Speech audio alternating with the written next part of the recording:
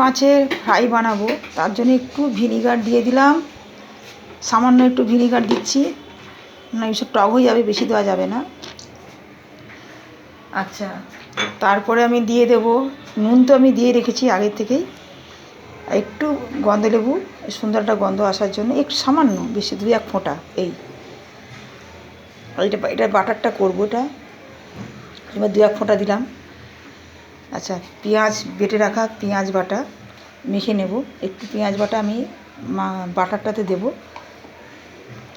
পেঁয়াজ বাটা।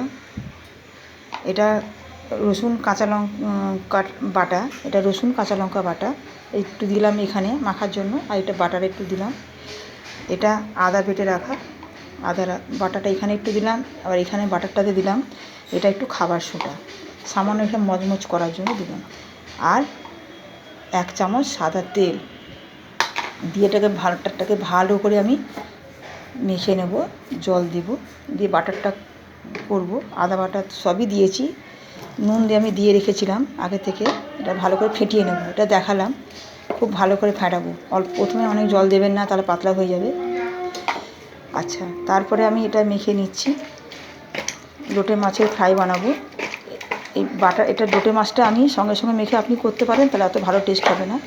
আমি মেখে রেখে দেবো ঘন্টা খানেকের জন্য, আর 2-3-4 ঘন্টা মেখে রাখেন, তাহলে তো আরও ভালো হবে। যেহেতু হাতে সময় কম, তাড়াতাড়ি খেতে ইচ্ছে করেছে, সঙ্গে সঙ্গে বানিয়ে বাজার থেকে কিনে নিয়ে এসে, এটা লোটে মাছটা বাজার থেকে কিনে নিয়ে আসা হলো। এবার আমি কাঁচা লঙ্কা, রসুন বাটা, পেঁয়াজ বাটা, কাঁচা লঙ্কা বাটা, আদা বাটা, ভিনিগার, নুন পরিমাণ মতন, আর লোটে মাছটা ভালো করে ধুয়ে আমি এই ম্যারিনেট করে মেখে আমি রেখে দিলাম ঘন্টা খানিকের জন্য। এই লোটে মাছ রেখে দিলাম।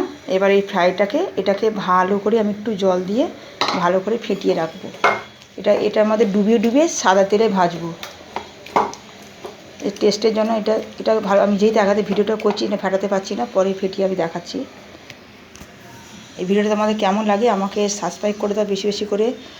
এই ভিডিওটা পাওয়ার জন্য রান্না করে খেয়ে দেখো, ভীষণ ভালো লাগবে। আমার ভিডিও যেহেতু একটু প্রবলেম ফোনে, তাই না বেশি ভিডিও হচ্ছে না।